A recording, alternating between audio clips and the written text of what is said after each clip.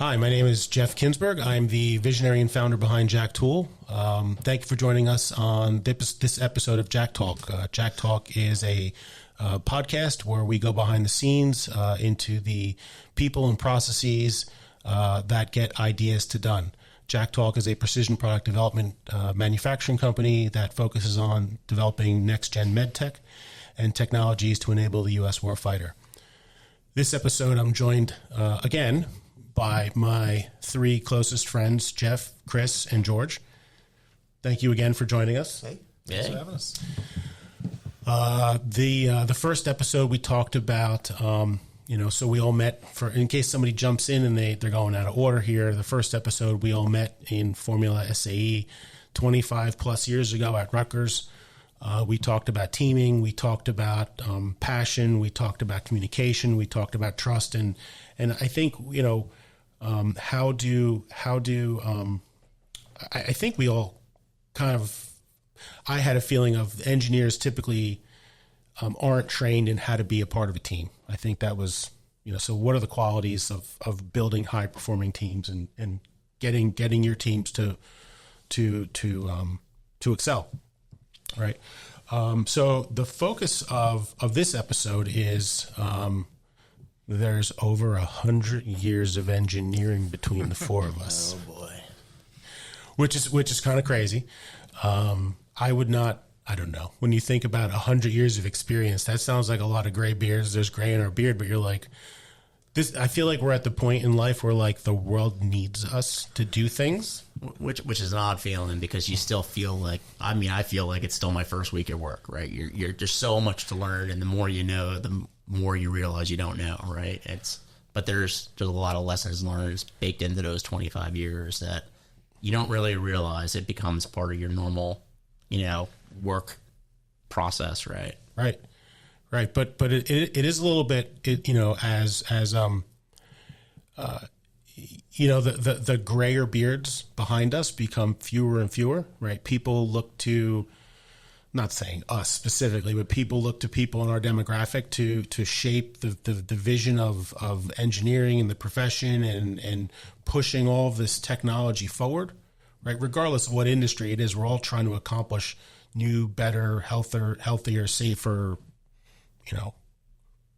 colonize Mars, right? Like all of these different things is in the quest of providing benefit to humanity to have more time to drink beer or do whatever you're passionate about. Sure. Right. And so I guess just it is a little bit daunting to think about, like, when there is no other, graybeard phone a friend to call. And I don't know if we're there yet, but we're slowly like you go into meetings you guys have in lead teams and you say things and people like listen and you're like, did I just say something? Yeah. People thought I said something smart. Oh, I did well. Yeah. Right. So I guess for the younger audience out there, I know what are some of the 25 years later plus, what are some of the differences that you see? What are the biggest differences you see now coming out of school from when you left school? What's the biggest difference that you interpret from the people coming out of school that you see right now and the differences? I can add to that we're, I guess there's some good things and some bad things, maybe. Like, there's pluses and minuses. I think I see a little bit less of the hands-on work from guys out of school. And but just maybe because I'm always partial to that, I feel like that's such a good strength. And going back to our FSAE stuff, that's what we learned. So that is like missing on some, not all, but that's more like a find where it may have been more standard. But the positive about some of the graduates, much more in tune with coding, and using that for solving problems and numerical analysis is much better than when we were in school. And that's like definitely an asset in my industry, so those are kind of the differences I've seen. Yeah, I remember, this isn't coding per se, but Professor Reed told me that So Professor Ree was the internal combustion engine professor at Rutgers. I know he's since retired, but he told me that mechanical engineers are not useful unless they know electrical. He says, you got to know electrical, or at least the foundation of it. You know, and I suppose that's really the case unless you're like a structural steel designer, or, Sure. You know.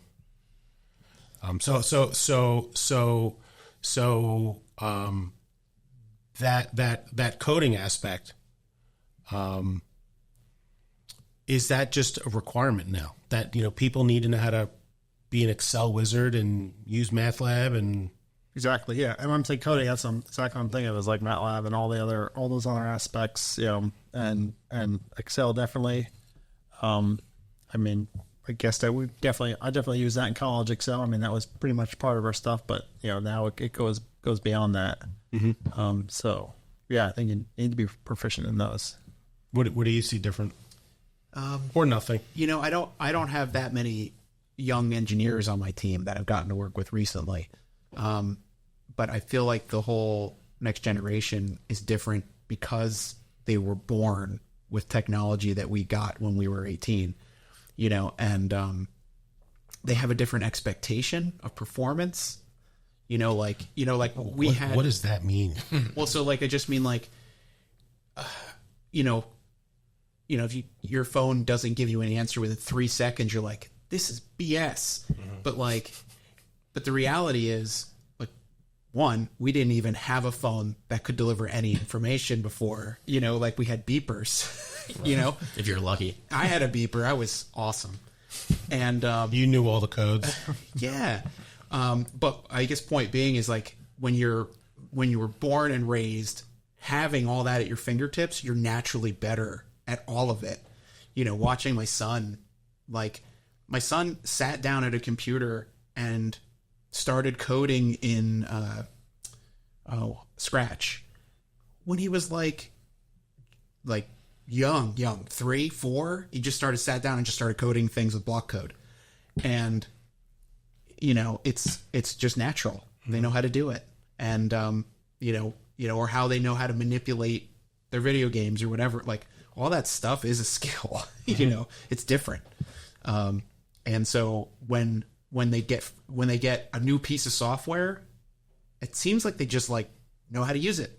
Like, it's not like they have to sit and like take classes. You did too at one point in time, and now you're like, oh, the new version is that where the buttons go. Yeah, I know. Well, I don't use SolidWorks enough anymore. So the other day I downloaded the new version and I felt like I was lost. But yeah, for sure. Yeah, I think it's a little bit challenging. So I think kind of going back a little bit on both sides, so what George and Chris said is that not as much hands-on, so I think you lose feel, right? And, you know, what I'm seeing is that not as much feel, not as much maybe creative thinking, right? Where, yeah, and this is more of a, you know, not just engineers, but overarchingly through the society, is that, you know, there's a lot of things that are now structured, right? So the creative thinking aspect of it, I think, is a little bit being lost in certain things, because I think there's a lot of things now with a lot of technology. It's structured, right? You work within the boxes and the lanes that have already been set for you. So yeah, you're working this technology, but you're in the mix of what they allow you to do. You know I think what our skill sets here is that, you know, we exit those lanes and try to find the back doors and whatever to get things done. I think I'm not seeing as much of that creative thinking. And then in addition, I feel like there's a little bit more risk averse, right? It's that people don't want to fail. They don't want to be wrong, right? So a little bit of that is a little less creative thinking, a little bit more risk averse. I mean, engineers by nature are risk averse. You know, that's what we do. We try not to fail and try to get as much information before making a decision. But I feel like we're kind of on another level, right? Mm-hmm. So maybe more personality wise, they don't want to fail to meet expectations, right? A lot of that. Yeah. So. I do think the passion is still there in the young engineers. Hey, it's just a little different, right? Because there's, that now, like the common engineering clubs, like they're building rockets. I mean, maybe they're doing that way around. I don't remember, but I don't think so. I mean, liquid rockets, which is crazy for a bunch of college kids to do, right? And there are other things that are involved where they are using technology to do good stuff, and they're passionate about it. Guys who are making their own computers and making robots work and robotics, like not something I'm involved with, but that's the passion, and it's different, but it's good. Like that, those are that's the additional stuff they bring. So it's harnessing the newer technology. Yeah. Jeff and I Christy sits over the Rutgers Industry Advisory Board for mechanical. And then I've been supporter for a long time. I know I've harped on you guys for joining. Well, Jeff took the bait and joined. And he came to the senior design judging maybe a month ago. And so there's the you talk about like bringing things together and like just having all of these skill sets, right? Like you got to be fair here. Some of these projects are multi-year. And they build upon each other. And you got to go into these questions with where did you start and where did you end? Because you can't figure out what was done this school year from prior. But, you've got autonomous drones interacting with other drones, interacting with software, killing weeds, right? Like, and you think of like these complex systems, and I listen to the kids talk and you're like, how did, I think to myself, like, what do you use for, GPS control? And, you just download this toolkit and you got the thing for the Arduino and the thing happens and you're like, oh my goodness. Yeah. Right. But like that's like fundamental. Like you need to just be able to do that now. Right. Which is impressive. Like the engineering, it's getting, the newer students are probably, they're better. I mean, I think engineering is always evolving, right? And so they're harnessing more. Like we went to the moon in the 60s, and those guys were awesome for doing that with like the technology and computing power and stuff they had. And it was really hard then. So it's today we can do it better, right? Because just do it more efficiently, and get there in a better way. Or there's reusable rockets. There's just more stuff. So even like, I feel like you always think about more old school, like I gotta be making chips and stuff, but like the newer engineers are gonna be better because they have more tools and they can be more efficient. Right? Yeah. Like using that stuff, just you can do a task much faster. Right. It still comes though. I think so one of the previous episodes we taped was what does innovation mean, right? And where I kind of landed the plane on the thought was that innovation is a bar, right? And what is innovative? And so where I'm linking this conversation to innovation is like combining skill sets. At some point, you get enough skill sets together where you look at somebody and you're like, that person's slick. Right. So just going back to this, because I think this is like defining where the bar is. So what I said was, from organization to organization, there's a bar, right? The average skill of the team, right? And you can have an organization with a bar here and an organization with the bar here, right? And then if you're above the bar in your organization, right? Maybe you just want to be the superstar in an average crowd, or maybe you say, I want to move to the next organization because I want to be challenged more, right? But it's fluid. It's determined by market conditions, right? Engineers say, how good, I've had these conversations. How hard do I need to work? And I'm like, somebody asked you that question. Yes. What does that even mean? I didn't have a good answer. So you'll appreciate the answer. So a few years ago, very talented individual who was really immersed in a once in a lifetime project, right? And it's difficult to know when you're in that once in a lifetime project, or like a career building thing, right? Like just as a side, I had no idea when I was doing nuclear hardware, transport hardware, that I would look back upon it so fondly because this doesn't happen that often, right? So this guy says to me, I'm not sure how hard I need to work to get to the goal. And he's like, how hard do I need to work? And it wasn't his first job out of school. And I said to him, because he was in a race, he's into automobiles. I said, it's difficult to say. I said, if you push too hard, you're in the pebbles and in the wall and you're out of the race. If you don't push hard enough, you're not on the podium.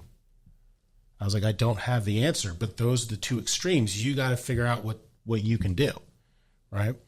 But it kind of goes back to what's innovative. Right. So, great guy on the team from previous show, he's a mechanical engineer with an industrial designer background. And if you want to do ID in mechanical engineering fast, you need both of those skill sets. If you want to design complicated autonomous systems, electrical, mechanical, software, like you need to bring all this together. So, all of the fun, like you mentioned that Jeff said, more old school making chips, right? None of that. Chips are made a little bit differently. Right. Right. But it's still very much the same, right? There's still, it's, so the front end of the development process is advancing, like it's all advancing, right? But you still need to make things, and things are still being made by people, in that environment, by people in factories and doing repetition and how do you improve the working environment for manufacturing jobs, which I think is at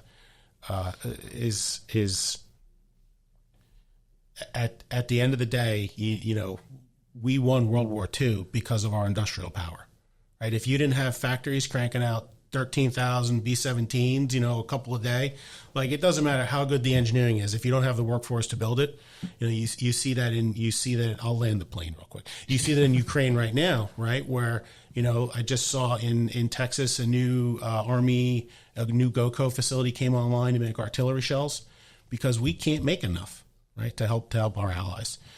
So, I think what's so important though is pushing the technology forward and all of those skills that you bring into it. But how do you not lose sight of like all of this still goes back to like, I got to forge my artillery shell. It could be automated, but I still got to get it really hot and hit it, So that practical knowledge is so vital in informing going forward. Right.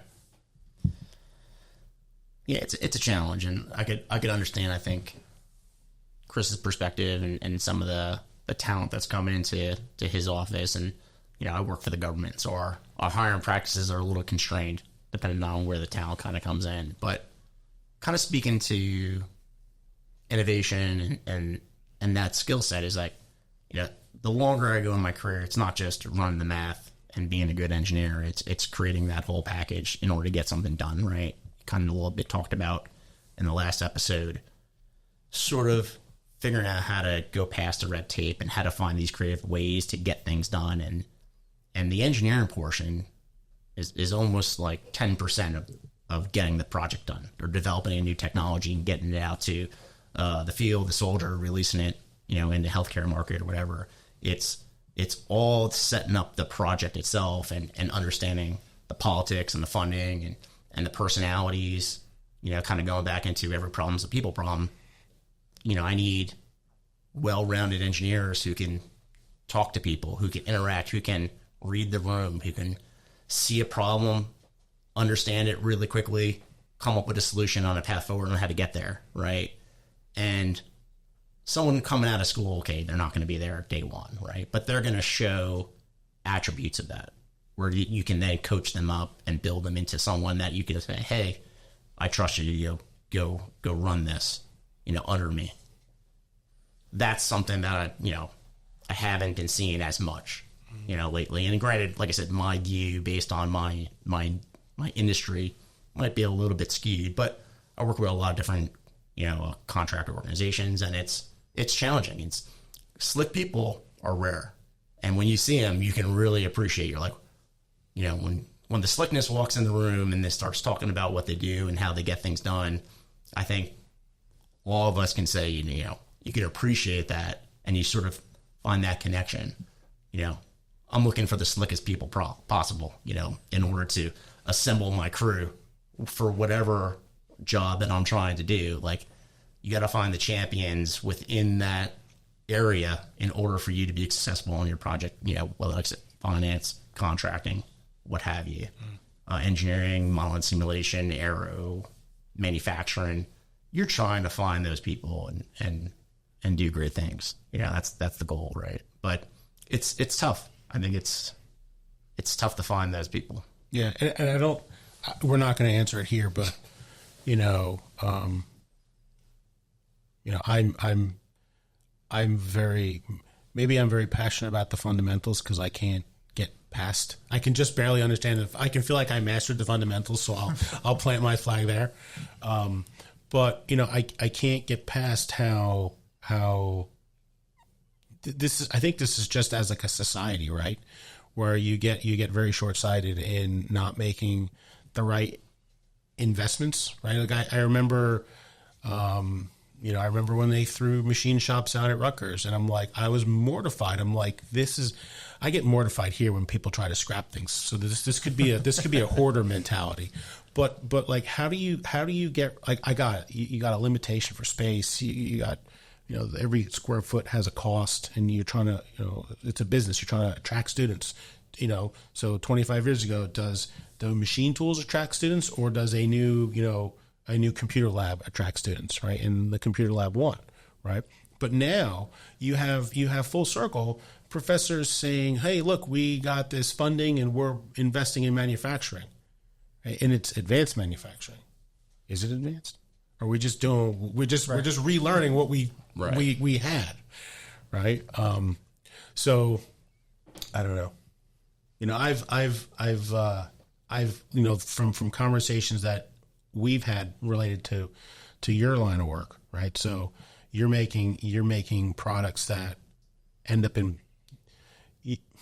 I'm not trying to. I know a lot of our conversations revolve around finishes, right? Polishing. Oh, yeah. You know, and it's funny because we were talking. I bought some pieces recently off of eBay, and I unpacked it, and I'm like, there's a little blemish there. You know, what would you? But I accept it. Right? I'm very happy. Right value, right? But I could see where you'd be like, I can't have that, right? Yeah. So like just the things that, like, everyone's pushing for technology, but in your world, it's like, I just need a perfectly polished handle for the vanity, because when the customer touches it, they expect jewelry. Yeah, basically, just don't talk about brass. Like, you know, one of the like, to your point, like, one of our biggest struggles, and it's not my struggle, it's a struggle for the entire housewares industry, is that most brass you see is not actually brass. Mm-hmm. And so, you know, if you want to make something out of aluminum, anodized brasses are all over the place. They're totally unreliable, you know, as far as color goes, you know, and maybe, like, for the sake of Kohler's finishes, they have very tight tolerances on their finishes.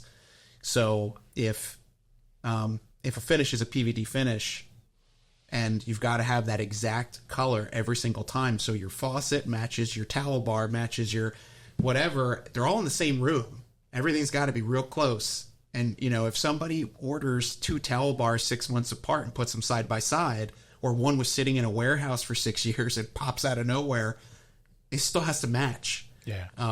And so it's a whole different, like you said, it's a whole different problem set, and it seems fundamental, and it's one of the hardest things that we have, right, is just getting color to match. Or like, we have colored glasses where, you know, if the amount of iron in the sheet of glass changes a little bit, you have to, like, reformulate your paint to make it match again. So yeah, it is different stuff. What do you guys think has been the biggest change in the last 25 years that you've seen? And then what do you think will be the biggest change in the next 25 years? I think in the manufacturing, you know, or design, I think the additive manufacturing has been pretty big, and just from prototyping, right? Prototyping, I mean, that was around 25 years ago, but it wasn't cheap. It was really expensive, and, like, it wasn't worth your time. Now it's practically free to print a plastic part, and to print a metal part that is production use is totally possible and being done. I mean, in the space industry in Verona, we build valves out of printed ink in our parts, and they're for production. They fly. So I think that's probably one of the biggest things. And the 3D printing and additive machining just opens up new doors, like design wise, like what you can do, and like passageways that don't need to be machined and stuff like that. So I think that's Even things you could never machine. Right. Yeah. So I think for going, that's a pretty big Additive. change. Yeah. So it turns into, I guess I agree with you, right? Where you can get a near net part. In your industry, it might not have a couple of precision fits or surface finishes on critical areas. You post machine it, Of course. Yeah. but maybe even at some point that problem gets solved too. Sure. And then I can, they do this now, but it's not really available. Like they are be able to additive different alloys together, so not welding two parts together. You're literally printing two different alloy metals. I think something like that could become more common and easier to do. Like, so that's probably where it's trending. And I've seen videos of the additive manufacturing and then machining, like all in one process. Like that's, I think all that stuff is going to be advancing further, just making the design aspect just more creative, right? You can solve more problems with that tool. Like from a creativity standpoint, I mean, that's some of what Kohler's doing also. Like they have for a few years, our sister brand Callista made a faucet called Grid. That's a 3D printed faucet. You would have never been able to cast it, but they 3D print it with the passageways for the water flow and everything in it. And it's literally like just thin rectilinear bars. That's cool. Can they make that even cost effective? Just charge what you need to charge. Because So nobody you else want to is have doing the best. nobody else is doing it. This is a high design item. Right. You're paying for the design. They just had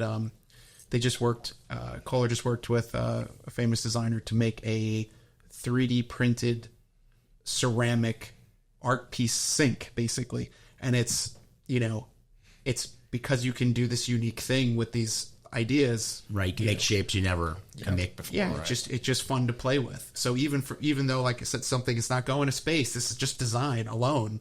Even that is sucking in all these technologies, and people are using whatever's at their disposal to do something new and fun.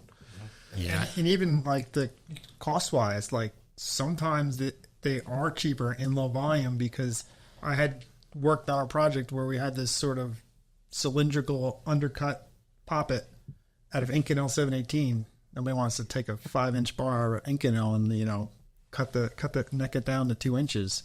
But if you print that and then just do a finished machine, I think that's the way to do it. We actually had it cheaper in that route. So Yeah, I think I have a little bit of love-hate relationship with a lot of stuff like technology in my industry. No, I mean, Back when we used to make battleships. welded everything. Now, I mean, my industry is a lot of single-use items, right, per se, in the defense world. a lot of them aren't cheap either, right? They're not cheap, but we have significant requirements on safety that we have to deal with, and there's a lot of quality control. And even when you start looking at the pricing on some of these things, I think in dribs and drabs and specific instances, the 3D printing could be a viable replacement for something.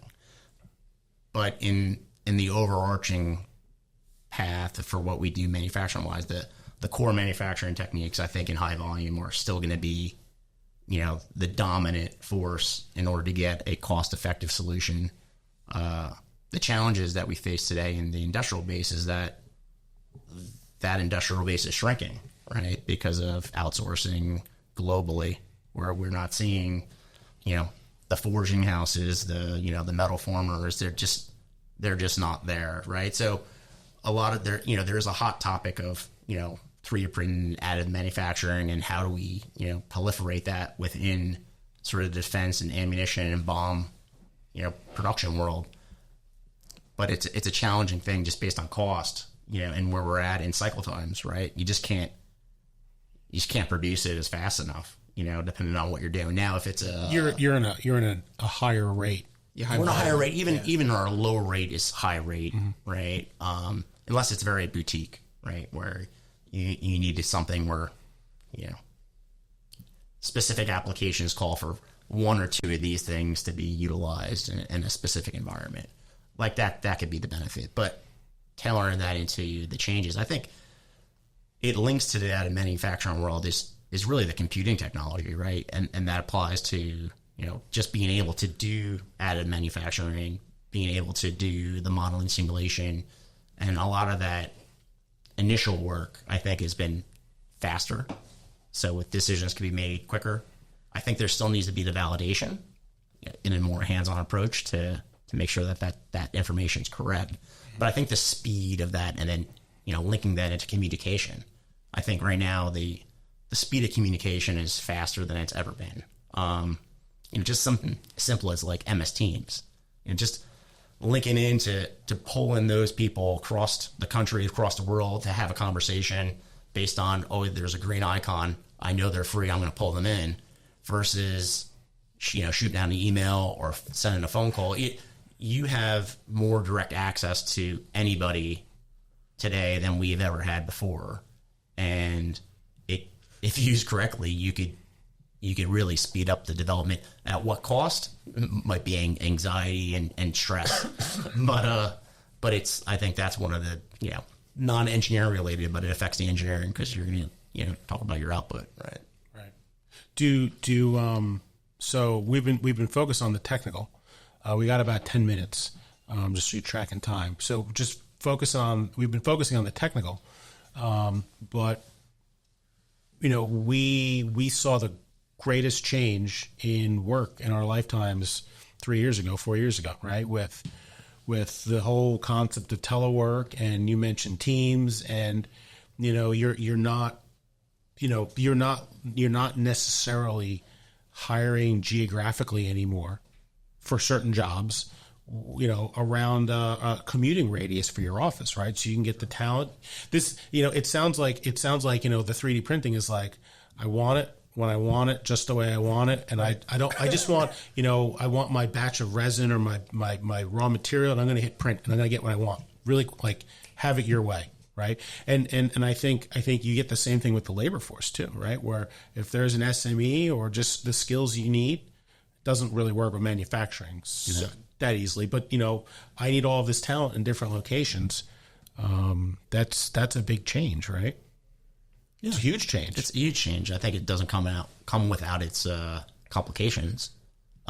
Just going back into building a team and getting the rapport and working out the communication. Just because now you have access to those folks, you still have to deal with the core competencies of how do you communicate effectively, right? Right. It definitely creates like culture issues too. I think like when, during COVID, there were a lot of people that were working remote, and you, even though you're on video calls and things like that, you don't build relationships the same way remotely. And I know at least, Kohler, they were pretty open, and it's sort of like slowly coming back to, come into the office. And so, right now we're on a 3-day a week, and I was pretty diehard that like, we should be back to 5 days, let's just get back in the office and work together again, get some stuff done.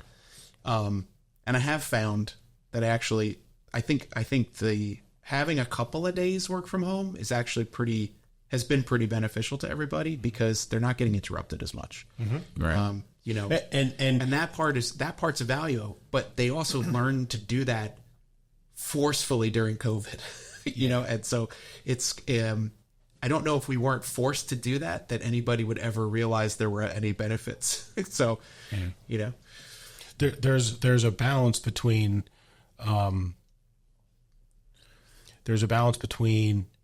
what is office and workplace etiquette, right? Right.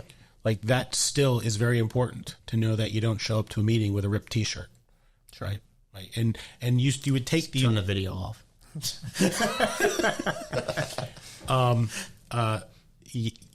So there's a piece of that, like, and at the same time though, right? So you don't get that you do not understand workplace etiquette until you've worked in a workplace, right? But at the same time, like what you just said was, what I heard was people become more independent and help themselves when they don't have, you're not sitting over the wall and somebody says, rather than help myself, I can go ask somebody, I the don't know if question. that's what I'm saying. I actually, not necessarily. Okay. I feel like the relationships that you would have suffered more. So like they don't know who to go to, or they don't have somebody they trust to go to. It wasn't so much about helping yourself. It's just they don't talk at all. I think I get it. What I ran into, it's hard to ask what might be perceived as a dumb question, right? Because the communication protocol when you're teleworking is a lot more formal. Even though you can, Teams chat, it's either you Teams chat, you call someone, but sometimes it's hard to get a hold of someone, or you formalize an email. But when you write an email, you have to be very careful on how you draft that up, because it could be interpreted a lot of different ways. Versus if you're having a quick conversation, you have a quick question, you can see the facial expressions of it's a benign, or if it's more aggressive, you'll know right by body language, and you're not getting that if via the standard communication channels like online. So it creates challenges, and you don't even overhear. I think I learned a lot when I was working in the office, just overhearing conversations about work. It's the serendipitous stuff. Right. That's why I think you're missing, like, there's 6 people in a room or 7 people in a room, and somebody's like, oh yeah, I'm working on this thing. This happened. Oh, we did that 6 years ago. Right. We did that 6 years ago, and here's what happened. Right. And that went away. Right. And I think things got slow for no reason.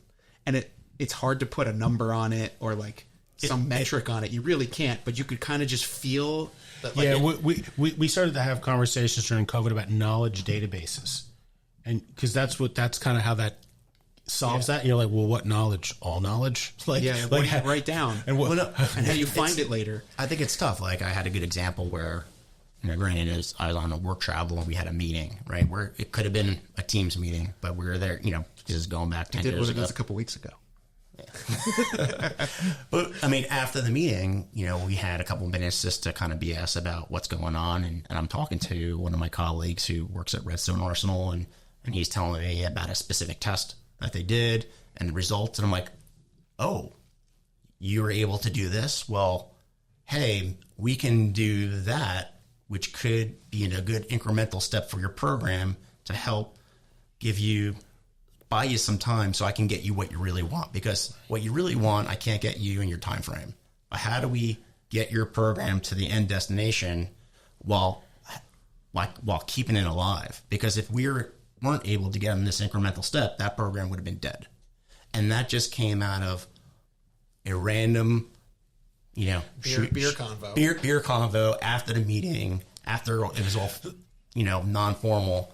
And I said, hey, we can do that. Let's piece something together. And I built a program that's leading to sort of proximity fusing for counter UASs and Apaches that would have probably died if we didn't have that conversation. So like you're on the Teams call, right? And it's always awkward, right? I think it is, especially when the camera's on, because you're like, if I click the red button to jump off too quickly, am I that guy, or am I the last guy, right? But it's weird to exit an online call because there's no like casual, you're walking out of the room, you're grabbing a coffee, right?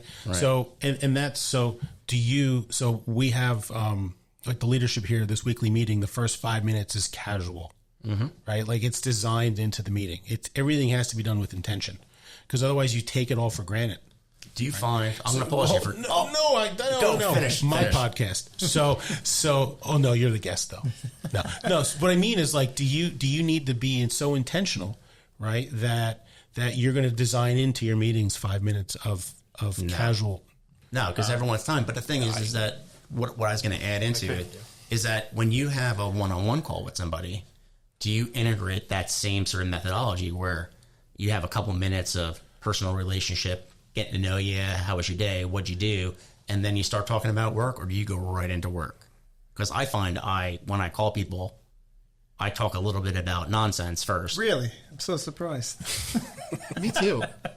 Well, But the 1%, the 1% of work is really valuable. no, but the 1%, you have to open the door to communication. It warms up. It warms up. Yeah, I warm the room up, and then because what I might be asking them to do, they may not want to do. Sure. But the thing is, if you go right into that, you're being real aggressive, and you may not get the outcome you want. But if you, how's your day? You can read, because if they had a really rough weekend, it's going to tailor my approach on how I'm going to ask them a question in order to get the result that I want to get, right? That's what you're trying to do. So adding that in there, it's not necessarily just to waste time. It's really a strategy on tailoring my interaction in order to increase my probability of success for what I want to get done, or what answer I want to get, or what's my timeline I'm trying to do.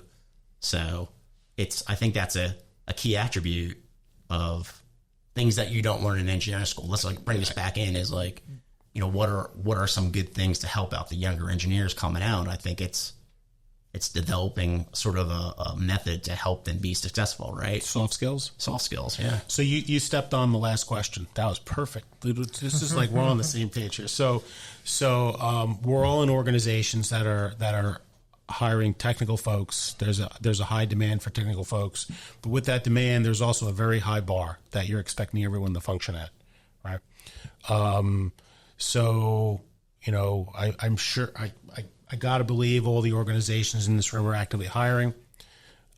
What for those folks that are out there that are looking for jobs, right? What are the most valuable things that people fresh out of school or a few years out can bring to it that you would say is, it's not a nice to have. It's if you want me to look at your resume and not just throw it to the recycling bin, what does it need to say? I don't know if I'm the same as everybody, but I'll say what certain things that I definitely I'll say maybe there's a turn off versus like a no or a yes is just buzzword salad. I get this thing and it's, the whole top of the resume is just corporate speak buzzwords, and I am just not interested in that. But I do if you put it on your resume, please be sure you actually know and do that thing. If I'm going to ask you a direct question about it, I might ask something deep. And if I catch you lying to me on your resume, you're out, because the first lie is all I need to know. No trust. No trust right off the bat, right? Yep. We've hired for a CAD. A couple years ago, we were hiring for a CAD position, and we pull the computer out and put it on the table, and you could kind of see the fear in the guy's face.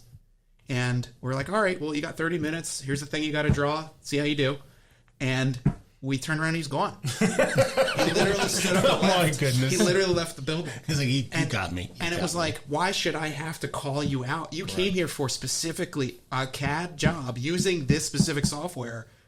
You shouldn't have been surprised I put the software in front of you. Right. What were you going to do on day one? But those basic things, I think that's my starting point. And then in person, I do want to kind of know about them. I don't want to be that cold. It's not all work, right? You got to get along with everybody. So I do want to know what you're about. And does it feel like you're going to get along with everybody? Does it feel like you are going to click? Because it only takes one person who truthfully doesn't click to unsettle everyone at once. Mm-hmm. And it might not even be unsettle that one person with the new person with all the other people, but it could start unsettling the dynamics between the people who are already getting along. And I've seen some real weird stuff happen by just dashing in an ingredient that didn't really work. I think that, and if you're applying for the job, think about it long term. Is this a thing? Maybe it takes till after the interview till but is this a thing I really want to do? Am I really going to enjoy it? Because we're going to invest in you. You're investing your time in us. I want you to enjoy what you're doing while you're here. So, every time I look for work, it's super important to me that I'm passionate about what they're actually doing there. Like my last couple jobs have been furniture because I realized how much I loved furniture when I was making chairs. Anyway, I think that's my quick hiring spiel. Yeah. I just say for like in Emirata, we want to be an aerospace engineer and work for us. I guess that, you can just be a regular good engineer and you still get hired, but all these things add, right? Their bonus is like, we talked about, having passion. So when if you're actually interested in space, that's a big bonus. Like they ask people, what's their favorite space vehicle? Can you, and some people have like they have an answer and they're real passionate. And you're like, oh, it's really hard because there's so many good ones. Or some people are just like, I like the space shuttle. And you can just tell. And that's they don't have to love space, but that's like a bonus. Sure. And then like George said, like something I like to ask people a little like personal, like what else? What do you do when you're not working? And see if they're passionate about something. Anything. Like I love woodworking. Right. It's like it's once again. So it's like a bonus if they have that. Tend to find like guys who like to wrench on cars seem to fit in well. I just swapped an engine. I'm like, that's a bonus. Right. And then really going back to the FSE guys, like are guys in very hands-on clubs that usually those guys that's like one of the highlights on their resume, and they want to talk about it. And that to me they're kind of coming in. We're hiring an engineer 1 out of school, but they're more like an engineer 2 because they've done so much stuff already, right? Yeah. They've already done some problem solving, created drawings, they manufacture parts, and they've done stuff. So that and typically they have that manufacturing aspect that really helps someone who's designing product. If you know how the chips are made, I think that really helps. Mm-hmm. Yeah. So I'm not really going to say anything about like the resume portion of it. I think it's just more of some tidbits I learned that can help them through their careers. Like, definitely passion. If there's something that they're passionate about, I think that relays to the hiring authority or the engineers that they're going to be working with, their supervisors or managers, to say, if you're passionate about that, if we link you with the right work, you can become passionate about, whatever we're trying to do. Right. So I think the key attribute, within the job is that just some tidbits for the future is that understand the big picture, always take a step back and understand what the ripple effect is as far as what you're presenting and what you're trying to suggest to management. Understand that you always have to sell whatever you're doing. You're always selling it to somebody. So that's a good one. Keep that attribute, because you're trying to do a developmental project. Well, why should your boss carve out a chunk of money for you to do that particular development project? Why should you make this product? Why should they market it and sell it? You're always selling something. So like understand that within the career is that, keep that sort of business side, the ripple effect for the understanding the big picture is that there's a lot of things that, if you're strictly looking at the engineering, there's a right and wrong, but the wrong solution engineering wise could be the right solution for the project. Oh, that happens a lot. Right. So understanding the ripple effect of that, as a side tangent, I worked with this really good materials engineer from China Lake for the U.S. Navy, and extremely passionate about what he's doing. And he was, very well respected as far as his input. But when he put an input in, he had no concern about the ripple effect for the overarching program of how we're delivering this particular item to the warfighter. So, I'd have to have a conversation. It's like, hey, let's talk about this. I understand this is your position, but is there some wiggle room? Because here's the effect of that. He's like, well, I didn't really care about that. I only care about this. He's like, as a side story, he's like, when I watched Titanic, he's like, I cried. Because you know why? He's like, my people killed those people. Because he was concerned about the steel on the boat cracking when it hit the iceberg. He's like, my people made a mistake, and that's not going to happen on my watch, right? So if you understood the background of why someone's coming out with some sort of perspective, we worked through it, but you had to kind of coach it. So understand the big picture is always good. You're always selling something, and then if you're, I'm pretty aggressive and blunt in meetings, but when I do it, I would say I speak from some sort of knowledge base, because I have already done the research. So I say, don't be afraid to speak up as long as you have the data to back up what you're saying. management, while they may not be happy in that moment with what you're telling, if you're genuine and you have the data to back it up, that's going to be better than someone saying, yes, we can do it, understanding that you can't do it, and then you fail at the end. Or rather, know right up front what the problems are and how do we make it better. So understand what you're doing, have the data to back it up, always sell it, and understand the big picture. That's kind of my lessons learned from multiple years of working. Yeah, I think understanding the big picture in terms of like even just learning how the rest of the business operates, talk to sales, talk to marketing, talk to, whoever, to understand what's actually making the business tick so that you make choices and decisions that make sense for everybody. I mean, that one thing that Roburn does well is that all of our meetings involve all those people almost every time. Right. So that is pretty beneficial. Subject for a new topic, which has become a thorn in my side recently. But who knows business? Don't have to answer that, right? But we all work in companies. Okay, your company's not for profit, we all work in companies that are, driven by revenue and free cash. Yeah. Right. That gives everyone opportunity. And the quicker everyone understands what this is all driving towards, that is the ultimate marketplace alignment. Guys, I appreciate you. I appreciate you guys coming in. Yeah. Thank you so much. Thank you all for out there listening. I hope you found this enjoyable. Please find the buttons below and like and subscribe, and see you next time. Thank you.